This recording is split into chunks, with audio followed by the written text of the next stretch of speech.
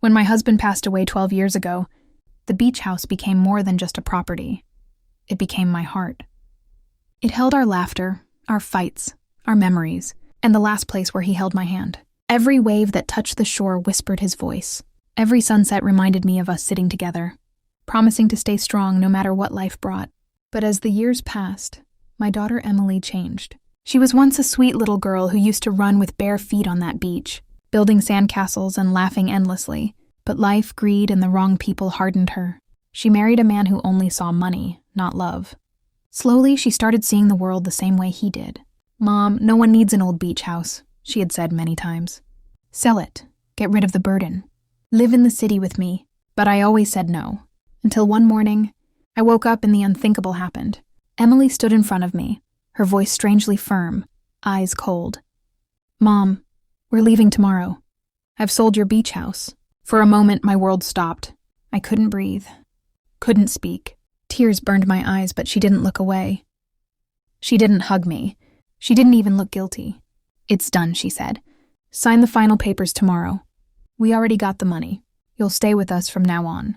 Stay with them? In a house full of arguments? With a son-in-law who looked at me like an inconvenience? Far away from the place that still carried the last trace of my husband? It shattered me. That night, I walked barefoot to the beach and cried into the darkness. I spoke to my late husband like I always did. "They're taking it from me. They're taking you away from me." But little did Emily know. The beach house wasn't just an old building. It held a truth she never knew. A truth I kept hidden for years. The next morning, Emily arrived confidently with her husband, thinking everything would go smoothly. She expected me to cry, maybe beg, but eventually give up. Instead, I calmly stood near the front porch and handed the keys to the new buyer, a wealthy elderly couple, kind faces, soft smiles, people who valued emotions, not greed. Emily smirked proudly. "See, Mom? It's better this way. We'll have money, a new life, and you won't be alone." But fate had a different plan. When the couple walked inside, they paused. Their eyes widened. Then tears filled their eyes. They looked at the walls, covered in framed photos, family memories, journals, letters, hand-painted art, everything preserved perfectly. But one large framed photo on the living room wall changed everything. It was Emily, not as an adult, but as a little girl, standing on this very beach, next to a thin, messy-haired boy smiling brightly, and in bold handwriting under the photo. To Emily, never forget who saved your life. Never forget kindness. Never forget love. Emily frowned. Who is this?" she asked, confused. I finally spoke. "That boy is Daniel." Her eyes flickered. The name felt familiar. "He was the son of the couple who bought this house," I continued softly. "The same couple who paid the full price, without bargaining, because they already knew what this house meant." Emily looked at me, shocked. "What are you talking about?" I took a deep breath. "When you were 7, you drowned here. The waves pulled you in. Everyone panicked.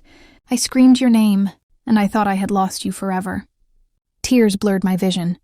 But Daniel, that little boy, risked his life and saved you. He couldn't swim well, but he still tried. He brought you back. By the time the lifeguard reached you, you were breathing. But Daniel," my voice broke. "He never came back out." Emily staggered back. Her face turned pale. The room fell silent. The couple began to cry softly. "He was our only child," the old woman whispered. "But your mother, she never left us alone in our grief. She stayed. She helped us survive the pain. This beach house became the bond that kept us together. We promised one day, if this house was ever sold, it would never be to strangers who only cared about money." Emily's hands shook. Her lips trembled. I didn't know." "No," I said painfully. "You never asked. You never tried to understand why this house mattered. You only saw money. You forgot love. You forgot history. You forgot gratitude." Emily broke into tears. She fell to the floor, sobbing. "Mom, I'm sorry. I didn't know. I never meant." For the first time in years, I saw my real daughter again, not the one blinded by greed, but the little girl I once held. The couple walked to her and gently touched her shoulder. "Child," the old man said, voice trembling, "this house isn't being taken from you. It's being saved, just like our son once saved you." Emily cried harder. The final lesson. That day changed her. Truly changed her.